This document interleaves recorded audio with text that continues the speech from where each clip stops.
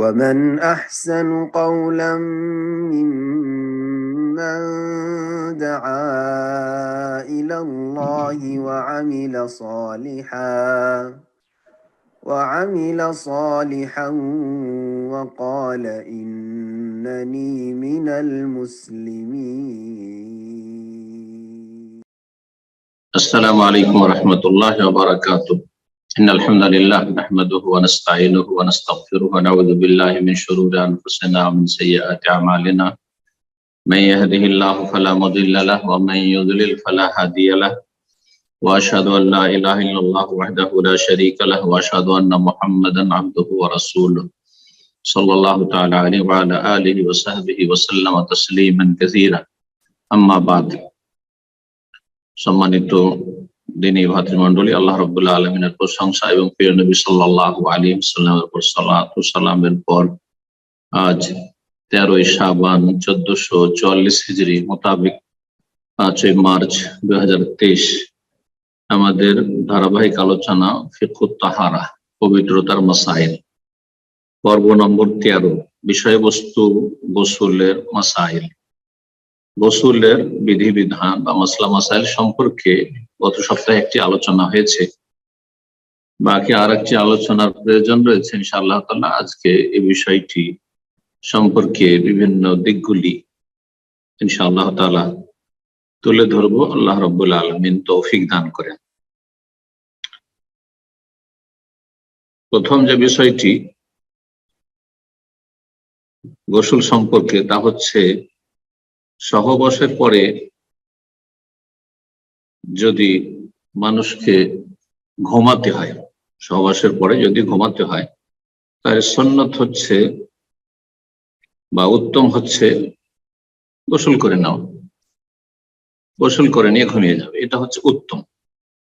কিন্তু কোনো ব্যক্তি যদি মনে করে যে আমি এখন গোসল করব না, হয়তো একাধিকবার সহবাসের প্রয়োজন রয়েছে, যা এক গোসল দিয়ে সে সারতে চায়, যা যথেষ্ট, অথবা ফজরের আগে গোসল করব, জোহরের আগে গোসল করব, সকালে সহবাস হয়েছে, তাহলে এই ক্ষেত্রে ঘুমাতে চাইলে অথবা অন্যান্য কাজকর্ম করতে চাইলে ঘুমাতে পারবে, কাজকর্ম করতে পারবে। তবে ওযু করে নেওয়া হচ্ছে মুস্তাহাব বা উত্তম। লেখক বলছেন as-সুন্নাতু ইয়াগতাসিলাল ইনসানু বাদাল জিমা, সুন্নাত হচ্ছে সহবাসের পরে গোসল করে নেওয়া। ওয়া ইয়াজুজু আন ইয়ানামাল ইনসানু ওয়া হুয়া জুনুবুন, আর জুনবি অবস্থায়, গোসল ফরজ থাকা অবস্থায় ঘুমানো জায়েজ, ঘুমানো জায়েজ। এমনকি যদি ওযু নাও করে, ওযু করা এখানে ওয়াজিব না, ওযু করা ওয়াজিব নয়। যদি ওযু করে নেয় ঘুমাবার আগে বা কাজকর্ম করার আগে, পাকশাক করার আগে। আমাদের সমাজে কিন্তু অনেকে মনে করে যে মহিলাদের বা পুরুষের কাজকর্ম করা জায়েজ নয়। বিশেষ করে মহিলাদের ক্ষেত্রে আগের শাশুড়িরা খুব কঠোরতা অবলম্বন করত, দুর্ব্যবহার করত এবং পাকশাকের কাছে যেতে দেবেন না, কোনো সংসারের কাজকর্ম করতে দেবেন না নাপাক অবস্থায়। এগুলি তাদের অজ্ঞতা, যে হালাত জায়েজ আছে।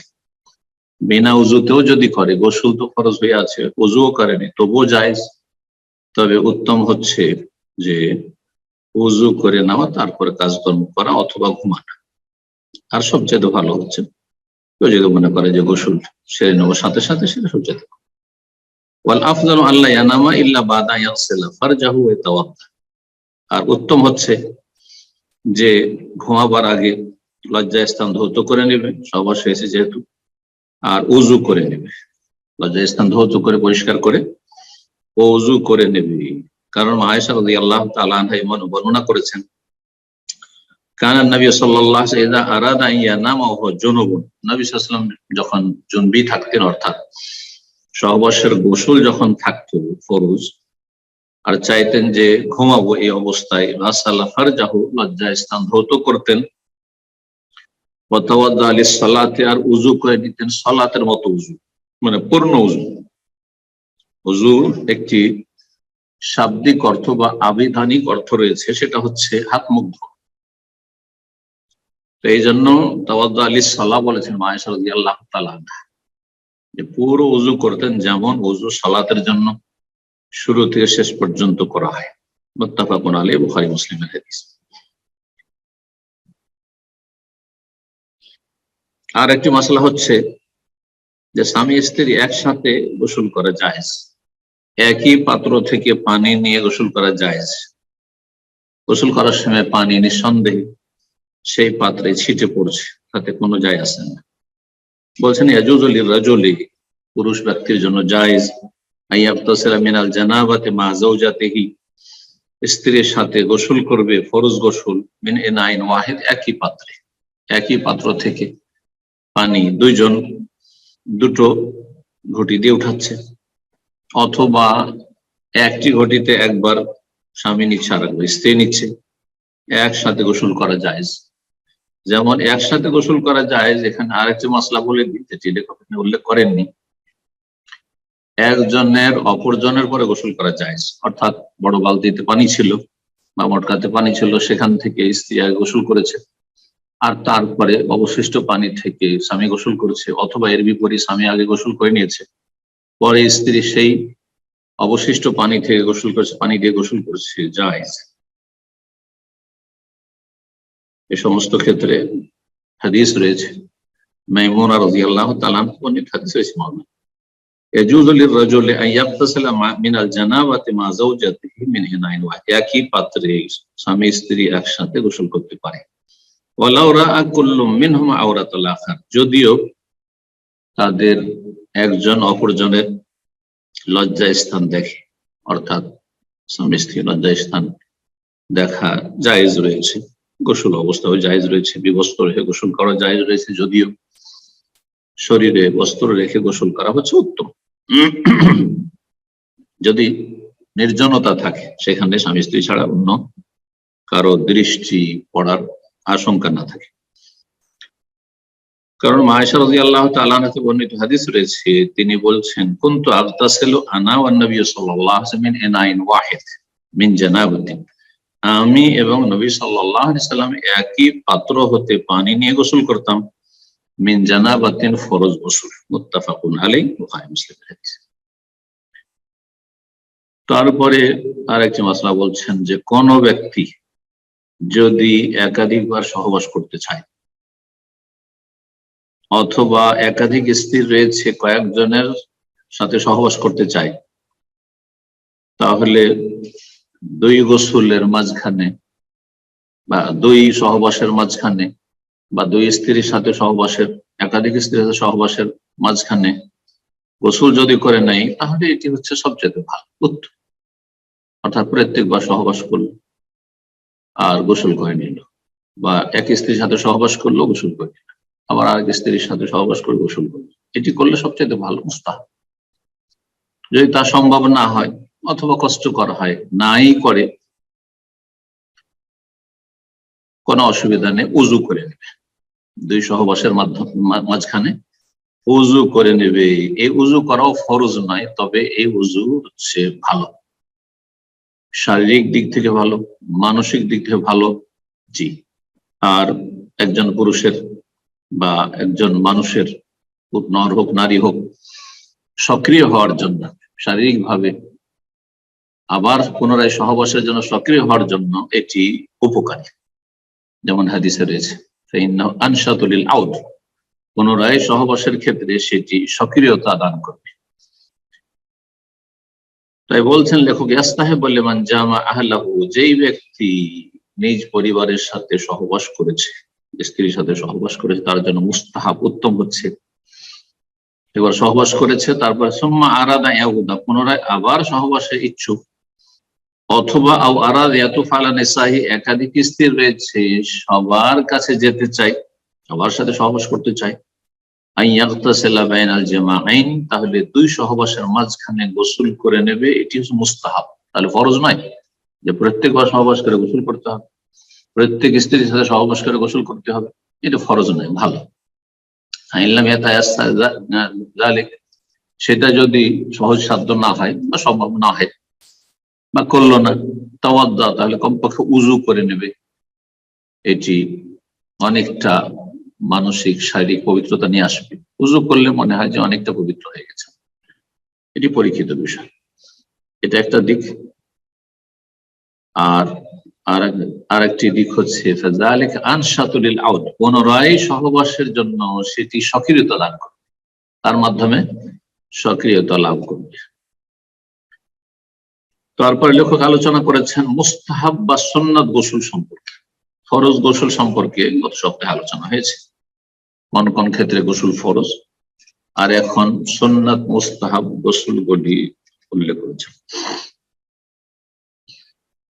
ফরজ গোসলের ক্ষেত্রে লেখক 6টি বিষয় উল্লেখ করেছিলেন। তার মধ্যে একটি হচ্ছে কাফের ইসলাম গ্রহণ, যাতে দ্বিমত রয়েছে, ইখতিলাফ রয়েছে। আর মুস্তাহাব গোসল আজকে প্রথম হচ্ছে গোসলুল ইহরাম বিল হজ্জে আবিল উমরাতে, হজ অথবা উমরার জন্য ইহরাম বাঁধার পূর্বে গোসল করা। এটি হচ্ছে সুন্নাত, বা তাকে অপর ভাষা মুস্তাহাব করলে ভালো। কেউ যদি ইহরাম বাঁধার আগে গোসল নাও করে কোনো দোষের কথা নাই, এটি সুন্নতে ঘাটতি হবে বা একটি সুন্নত পালন করবে। 2 নম্বর সুন্নাত মুস্তাহাব গোসল হচ্ছে গোসল মান গাসসালাল মাইয়িত, মৃত ব্যক্তিকে যে গোসল দেবে সেই ব্যক্তির গোসল করে নাও, সেটা ফরজ নয়, সেটি হচ্ছে সুন্নাত মুস্তাহাব। তৃতীয় সুন্নাত গোসল হচ্ছে বা মুস্তাহাব গোসল ইযা আফাকা মিন জুনুনিন আও ইয়াগমা, কোন ব্যক্তি পাগল হয়ে গেছিল, বিবেক হারিয়ে ফেলেছিল, সে পাগল হয়ে অথবা ইগমাইন অথবা বেহুশ হয়ে, সেন্সলেস হয়ে গেছে। পাগল হওয়া আর বেহুশ হওয়াতে পার্থক্য হচ্ছে, পাগল হওয়াটা হচ্ছে মোটামুটি স্থায়ী বা দীর্ঘ সময়, যে মস্তিষ্ক বিকৃত হয়ে যাওয়া, হোশ জ্ঞান না রাখা। আর একটি হচ্ছে কোনো আঘাত খেয়েছে বা এমন কিছু হয়েছে, অসুস্থতার কারণে হঠাৎ করে বেহুশ হয়ে গেছে, এটাকে বলা হয় ইগমা। তো স্থায়ীভাবে পাগল হয়ে যাক, আর তারপরে হয়তো ছিল কয়েকদিন পাগল থাকলো, তার মাঝে মাঝে কিছু কিছু পাগল আছে কয়েকদিন পাগল হয়ে থাকে, আবার হোশ চলে আসে। যখন পাগলামি দূর হয়ে যাবে, বিবেক শক্তি ফিরে আসবে, অথবা বেহুশ হয়ে গেছে, যখন হুঁশ ফিরে আসবে তখন গোসল করে নেওয়া সুন্নাত মুস্তাহাব। 4 নম্বর সুন্নাত গোসল হচ্ছে গোসল দুখুলে মক্কা, মক্কায় প্রবেশের সময় গোসল করা, যেটা অনেকেই জানেন না, যার ফলে মক্কায় আসেন হজ অথবা উমরার জন্য, ওই মিকাত থেকে যে ইহরাম বাঁধলে তখন গোসল করে, এটাকে অনেকে জরুরি মনে করেন, অথচ ওটাও সুন্নাত। আর মক্কাতুল মুকাররমায় প্রবেশ করে গোসল করা সুন্নাত মুস্তাহাব, কিন্তু এটা অনেকেই জানেন না, করলে ভালো। নবী সাল্লাল্লাহু আলাইহি ওয়াসাল্লাম গোসল করেছেন। বিশেষ করে যারা দূর থেকে আসছেন বা অনেক দূরের মিকাত থেকে ইহরাম বেঁধে এসেছেন, শরীর ধুলো ধূসরিত হয়ে গেছে, শরীরে গরমের সময় এসেছেন, গরমের মৌসুমে ঘাম হয়েছে, দুর্গন্ধ হওয়ার সম্ভাবনা রয়েছে, তাহলে এই গোসলের গুরুত্ব আরো বেড়ে যায়। যে মক্কায় গিয়ে বাইতুল্লাহ তাওয়াফের আগে, সাফা মারওয়া সাইয়ের আগে মানুষের সাথে যখন আপনি কাছাকাছি হবেন, তার আগে গোসল করে পরিষ্কার পরিচ্ছন্ন হওয়া। তবে আতর সুগন্ধি ব্যবহার করা চলবে না, কারণ ইহরাম অবস্থায় আছে। 5 নম্বর সুন্নাত গোসল হচ্ছে আল গোসল লিকুল্লি জামা, প্রত্যেক সহবাসের জন্য গোসল করা। এর আগে বললাম যে একাধিকবার কেউ যদি সহবাস করতে চায় বা একাধিক স্ত্রীর সাথে সহবাস করতে চায়, তাহলে প্রত্যেক সহবাসের জন্য গোসল করে নেওয়া হচ্ছে সুন্নাত মুস্তাহাব, ভালো, কিন্তু সেটি জরুরি নয়। সেটাও যদি না করে তো উজু করে নেওয়া ভালো, তাও যদি না করে তো কোনো হারাম নাজায়েজ কাজ করলো না, কিন্তু এই উজুর অনেক উপকারিতা রয়েছে দিন দুনিয়ার, শারীরিক মানসিক, সেটা হতে পারবে না। 6 নম্বর সুন্নাত গোসল হচ্ছে গোসল মান দাফানাল মুশরিক, কোন কাফের মুশরিক বিধর্মীকে কেউ যদি দাফন করে, অনেক সময় বিধর্মী আত্মীয় অথবা তার কেউ নেই যে তাকে দাফন করবে, মাটিতে পুঁতবে অথবা তার সৎকার করবে, সেজন্য সেখানে শরীক হতে হচ্ছে। কিন্তু এই নয় যে আছে, তাদের স্বজাতি আছে, তারপর আপনি তাদের সাথে পার্থিব স্বার্থে, নেতৃত্বের স্বার্থে, আর তারপরে আপনার বলা হচ্ছে যে টাকা পয়সার স্বার্থে, দুনিয়ার স্বার্থে আপনি বন্ধুত্বের খাতিরে কাফেরের সাথে বন্ধুত্ব, আত্মীয়তার মতো, সেই জন্য তাদের সৎকার আপনি শরীক হচ্ছেন, এটা জায়েজ নয়, এটা একজন মুসলিমের জন্য জায়েজ নয়। কিন্তু যেমন আলী রাদিয়াল্লাহু তাআলা আনহু কে নবী সাল্লাল্লাহু আলাইহি ওয়াসাল্লাম বলেছিলেন, যখন আবু তালেবের ইন্তেকাল হলো কুফরের অবস্থায়, আর আলীর বাবা আলী মুসলিম, আবু তালেব কুফরের অবস্থায় চলে গেল, নবী সাল্লাল্লাহু আলাইহি ওয়াসাল্লাম বললেন যে যাও, ওয়ারি আবাক, তোমার বাপকে মাটিতে ঢেকে দাও। তো এইরকম ক্ষেত্রগুলিতে যদি কেউ কাফের, মুশরিক অথবা নাস্তিক, মুনাফিক, অনেক মুসলিম বেন্দার মুসলিম রয়েছে, তাদের আত্মীয় স্বজনদের মধ্যে পাড়া প্রতিবেশী মুশরিক আছে, তাকে কেউ মাটি দিতে চাইছে না, দাফন করতে, জানাজা পড়বেন না, হারাম কাফের জানাজা পড়া, কিন্তু মাটিতে পুঁতে দেবেন, ঢেকে দেবেন, এইরকম কাজ যদি করেন তাহলে গোসল করে নেওয়া হচ্ছে মুস্তাহাব। জি, এই 6টি ক্ষেত্রে গোসল হচ্ছে মুস্তাহাব। তারপরে বলছেন লেখক গোসলের একটি মাসালা, যে যখন গোসল করবেন তখন মানুষের দৃষ্টি থেকে নিজেকে আড়ালে রাখতে হবে, অর্থাৎ মানুষের দৃষ্টি যেন না পড়ে। এমন জায়গায় গোসল করবেন যেখানে শরীরের ওপর যেন আপনার লজ্জাস্থানে যেন কারো নজর না পড়ে। ইয়াজিবুল ইস্তিতার মিনান নাস ইনদাল গোসল, গোসলের সময় জনগণের নজর থেকে নিজেকে আড়াল করা হচ্ছে ফরজ লজ্জাস্থান ক্ষেত্রে। কিন্তু গা খোলা, যেমন আমাদের সমাজে যে গোসলের প্রচলন রয়েছে, জনগণের সামনে গোসল করে কিন্তু লুঙ্গে পরে গোসল করছে, শুধু শরীরের ওপর অংশ খুলেছে, নাভি থেকে নিয়ে হাঁটু পর্যন্ত যদি ঢাকা থাকে তাহলে কোনো অসুবিধা নেই পুরুষদের ক্ষেত্রে।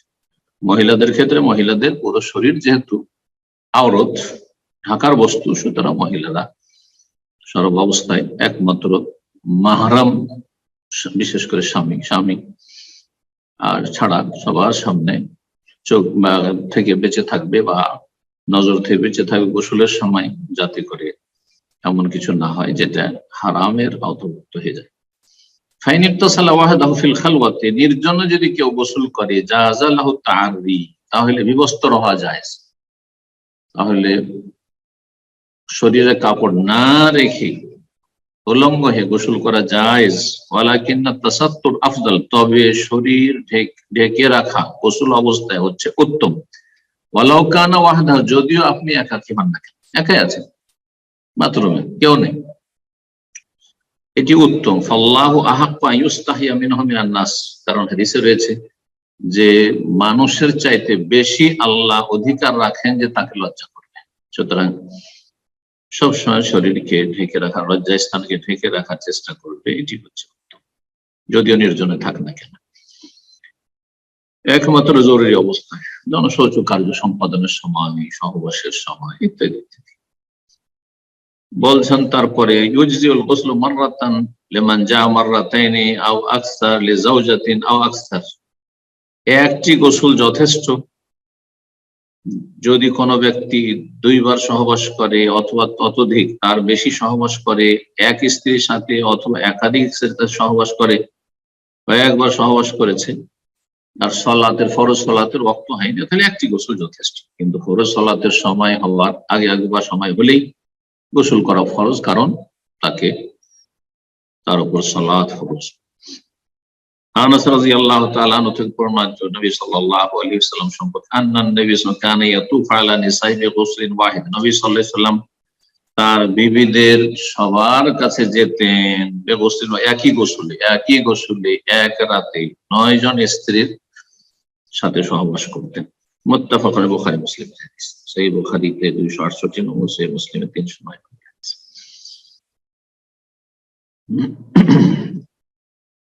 মাসিকের ক্ষেত্রে যদি মাসিক হয়ে থাকে আর সহবাস হয়ে থাকে, হয়তো সহবাস হয়েছে আর গোসল করবে, মাসিক চলে আসছে, তাহলে তার উপর সালাত ফরজ নেই। তো দুটোর গোসল একসাথে মিলিয়ে যদি করে, বলছেন ইউজজিউ গোসলুন ওয়াহিদ আন হাইজিন ওয়া জানাবাতিন, একটি গোসল যথেষ্ট হবে মাসিকের গোসল এবং সহবাসের গোসল। জানাবা স্বপ্নদোষ হইতে পারে, দুটোর জন্য দুটো গোসল আলাদা আলাদা আর প্রয়োজন নেই। আও আন জানাবাতিন ওয়া জুমাতিন, জুমার দিন গোসল ফরজ হয়েছে, স্বপ্নদোষ হয়েছে, সহবাস হয়েছে আর জুমা, তাহলে একটি গোসল এই দুটোর জন্য যথেষ্ট, এক গুলিতে 2 শিকার জায়েজ। ইত্যাদি ইত্যাদি। নারীদের গোসল পুরুষদের মতোই বলছেন, গোসলুল মারআতি কাররাজুল, মহিলার গোসল পুরুষের মতোই। ওয়ালা ইয়াজিবু আলাল মারআতি নাকদু শারিহা ফিল গোসলি মিনাল জানাবাতি, ফরজ গোসলের ক্ষেত্রে মহিলাদের চুলের বেনি খোলা ফরজ নয়, বরং প্রত্যেকটি চুলের কেশের শেকড়ে শেকড়ে পানি পৌঁছাতে হবে। বাস এতটুকু হাদিসে রয়েছে। তাহাতা করলে শারাতিন জানাবা, প্রত্যেকটি লোমের শেকড়ে বা লোম কূপে জানাবাত রয়েছে, নাপাকি রয়েছে, সুতরাং পরিষ্কার পরিচ্ছন্ন করো এবং প্রত্যেকটি লোম কূপে পানি পৌঁছাও। ইউস্তাহাব্বু যালিকা ফিল গুসলি মিনাল হাইজি আও নিফাস, যখন হাইজ নেফাসের গোসল করবে তখন যদি মহিলারা নিজের চুলের বেনি খুলে নেয় তাহলে এটি মুস্তাহাব, এই ক্ষেত্রেও ফরজ নাই। আর জানাবাতের ফরজ গোসল, সমাবেশের গোসল, স্বপ্নদোষের গোসল, এই ক্ষেত্রে হাদিস স্পষ্ট রয়েছে যে খোলার কোনো প্রয়োজন নেই, কারণ খোলাতে জটিলতা রয়েছে। এই ক্ষেত্রে আল্লাহ রাব্বুল হালকা করেছেন। জি, মাথায় চুলের শিকড়ে শিকড়ে পানি পৌঁছে দাও যথেষ্ট, পুরো চুল ভিজাতে হবে এরকম কোন শর্ত নেই। গোসলের ক্ষেত্রে যে সুন্নত গুলি পালন করতে হবে, বলছেন আল ওযু ক্বাবলাহু, গোসলের সুন্নতের একটি হচ্ছে গোসলের আগে উযু করে নাও। যার দুটো পদ্ধতি রয়েছে, এটা হচ্ছে পুরো গোসল করে না পা পর্যন্ত, আরেকটি হচ্ছে পা ধোয়াটি বাকি রাখবেন আর গোসল করে সেরে নিয়ে, বিশেষ করে যদি কাদামাটি থাকে, কাঁচা জায়গা থাকে, শেষখানে পা দিয়ে উঠে যাবে গোসল। 2 নম্বর সুন্নত হচ্ছে গোসলে ইজালাতুল আযা, যেসব নাপাকি রয়েছে লজ্জা স্থানে অথবা শরীরে যে জায়গায়, সেগুলি দূর করা, পরিষ্কার পরিচ্ছন্নতা লাভ করা। 3 নম্বর হচ্ছে তিনবার করে মাথায় পানি ঢালা গোসলের ক্ষেত্রে, এবং পুরো শরীরেও 3 বার করে পানি ঢালা। ইফরাগুল মালা রাস সালাসান, মাথায় 3 বার করে পানি ঢালবে, এবং ওয়ালা বাকিয়াতিল জাসাদি সালাসান, পুরো শরীরে 3 বার করে পানি ঢালবে, যাতে করে কোনো সন্দেহ না থেকে যায় যে শরীরে কোনো জায়গা শুকনো থেকে গেল অথবা কোনো চুল ভিজল না। 4 নম্বর সুন্নাত হচ্ছে ডান দিক থেকে শুরু করা, তাই আমন ডান দিক থেকে শুরু, গোসল ডান দিক থেকে শুরু করবে, তাহলে ডান দিকে প্রথম পানি ঢালবে, তারপর বাম দিকে, ডান দিক থেকে উযু করে বাম দিকে। গোসলের ক্ষেত্রে কতটা পানি ব্যবহার করবে? নবী সাল্লাল্লাহু আলাইহি ওয়াসাল্লাম 1 সা থেকে নিয়ে 5 মুদ পর্যন্ত, 1 সা হচ্ছে প্রায় 3 কেজি, 2.5 থেকে 3 কেজি, এর বেশি নয়। 5 মুদ, এক মুদ হচ্ছে 600 গ্রাম, 600 গ্রাম। তো এই 3 কেজি 4 কেজির মাঝে বা 2.5 থেকে নিয়ে 4 কেজি পর্যন্ত এইরকম পরিমাণ পানি ব্যবহার করাই হচ্ছে উত্তম সুন্নাত। কিন্তু আজকাল পানির প্রাচুর্য রয়েছে, পানির অভাব নেই, যার ফলে এই কথাগুলি ভাবাই যায় না আরব দেশে যে কত পানির অভাব ছিল। আর এখনো যদি এই যান্ত্রিক এই উন্নতি বা না থাকে তাহলে কোনো উপায় নেই, আবার সেখানে ফিরে আসতে হবে। মরুভূমিতে আজও পানির বড় অভাব রয়েছে। মিকদারু মাইল গোসল, গোসলের পানির পরিমাণ। সুন্নাত হচ্ছে আইয়াগতাসিলাল জুনুব, জনবী ব্যক্তি যার গোসল ফরজ হয়েছে সে গোসল করবে 1 সা পানি, 1 সা থেকে শুরু করে 5 মুদ পর্যন্ত। ফাইন নাকাসা আও দাতিল হাজা, তাতেও যদি না হয়, ঘাটতি হয়ে গেল, হলো না, 3 থেকে 4 কেজি পানিতে হলো না, বা ওর বেশির প্রয়োজন রয়েছে, 2 সার 1 সার জায়গায় 3 সা পর্যন্ত, তাহলে 3 সা 6-7 কেজি বা তার বেশি, 7-8 কেজি 9 কেজি, তো জায়েজ রয়েছে। এতে 1 সায়ের জায়গায় 2 সা 3 সা পর্যন্ত সেটাকে অপচয় বা অপব্যয় বলা যাবে না, বা সীমা লঙ্ঘন বলা যাবে না। কিন্তু তার বেশি 25-50 লিটার 100 লিটার, যেমন বালতিকে বালতি এলেই চলে যাচ্ছেন। ওয়ালা ইয়াজুজুল ইসরাফি মাইল উযু ওয়াল গোসল, উযু এবং গোসলের পানিতে সীমা লঙ্ঘন করা আর অপব্যয় অপচয় করা জায়েজ নয়, হাদিসে নিষেধ রয়েছে। সুনান আবু দাউদ কোন হাদিস রয়েছে ফাকাদ আসাফা তাআদ্দা ওয়া জালাম, বাড়াবাড়ি করে। আনাস রাদিয়াল্লাহু তাআলা হতে বর্ণিত, নবী সাল্লাল্লাহু আলাইহি ওয়াসাল্লাম গোসল করতেন কিসে? বিসায়ে, 1 সা পানিতে, এলা খামসাতা 5 মুদ পর্যন্ত, 1 সা থেকে নিয়ে 5 মুদ পর্যন্ত, তার মানে 2.5 কেজি থেকে শুরু করে 3 কেজি, 3.5 কেজি, 4 কেজি পর্যন্ত। ওয়া ইয়াতাওয়াদ্দাউ বিল মুদ্দে, আর উযু করার সময় 1 মুদ পানিতে উযু করতেন, 1 মুদ 600 গ্রাম 700 গ্রাম পানিতে উযু করতেন। মুত্তাফাক বুখারী মুসলিমের হাদিস। তারপরে লেখক বলছেন সর্বশেষ মাসআলা ইউকরাহুল ইগতিসাল ফিল মারাহিজ, এমন টয়লেটে যেখানে শৌচ কার্য সম্পাদন করে, পেশাব পায়খানার জায়গায় লেট্রিনে গোসল করা হচ্ছে অপছন্দনীয়, হারাম নয় কিন্তু মাকরুহ তানজিহ। কারণ সেখানে শয়তান ওয়াসওয়াসা হতে পারে, সন্দেহ হতে পারে, লিআন্নাহা মাহাল্লুন নাজাসাত, কারণ সেখানে চারিদিকে নাপাকি থাকার সম্যক সম্ভাবনা রয়েছে। ওয়াল গুসলু ফিহা ইউআদ্দি আল ওয়াসওয়াস, আর এমন নাপাকি যেখানে রয়েছে, যেখানে মানুষ পেশাব পায়খানা করছে, আপনার আগে একটা লোক গেছে, কোনখানে কি করেছে না করেছে, অনেকে পরিষ্কার পরিচ্ছন্ন করেন না, এই জন্য পেশাবের গন্ধ আসতে থাকে।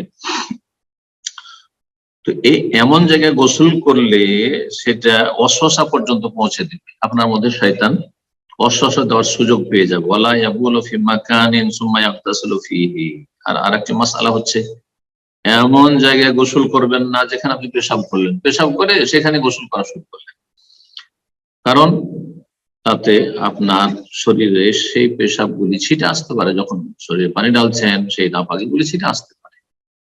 অনেকের বদ অভ্যাস রয়েছে, পুকুর স্থির পানিতে গোসল করে পুকুরে, কিন্তু বদ অভ্যাস পুকুরে নামার পরে পেশাব করে। অনেক নর নারী দিন সম্পর্কে অজ্ঞতার কারণে আর সুস্থতা এবং স্বাস্থ্য বিষয় সম্পর্কে অচেতন থাকার কারণে দিন দুনিয়ার ক্ষতি। হাদিসে নিষেধ রয়েছে যে স্থির পানিতে পেশাব করা জায়েজ নাই। এমনকি নহর নদী প্রবাহিত পানি, সেখানেও যদি আপনার প্রয়োজন না হয়, আপনি বাইরে থেকে পেশাব করে যেতে পারবেন, তাহলে কেন করবেন? কিন্তু প্রবাহিত পানিতে বয়ে চলে যাচ্ছে, আর স্থির পানিতে যদি এইরকম ভাবে বিভিন্ন লোকেরা আসছে আর পেশাব করছে একটি পুকুরে, তাহলে সেই পানি ধীরে ধীরে নাপাক হয়ে যাবে, অথবা সেটা মানুষের জন্য ক্ষতিকর হবে। আপনি নিজেও ক্ষতিগ্রস্ত হবেন, অন্যরও ক্ষতিগ্রস্ত। আল্লাহ রাব্বুল আলামিন বুঝার তৌফিক দান করুন। তাই বলছেন যে এমন জায়গায় পেশাব করা জায়েজ নয় যেখানে গোসল করছেন, অথবা যেখানে পেশাব করলেন সেখানে গোসল করা শুরু করে দিলেন, এমনটা করবেন না। যেটা গ্রামে গঞ্জে হয়তো দেখছে যে কেউ তো নাই এখানে, আর নলকূপের কাছে গিয়ে ওখানে পেশাব করে দিল আর ওখানে গোসল করা শুরু করল, এটা করবেন না। কারণ এতে নাপাকি আপনার দিকেও ছিটে আসতে পারে, অথবা আপনার পরে যারা আসবে তাদের কাপড়ে তাদের শরীরে নাপাক ছিটে আসতে পারে। এইরকম জায়গায় পেশাব করা জায়েজ নয়। আল্লাহ বুঝার তৌফিক দান করুন, এবং আল্লাহ রাব্বুল আলামিন আমাদের জাহের বাতেন প্রকাশ্য গোপন সবকিছুকে পবিত্র রাখার তৌফিক দান করেন।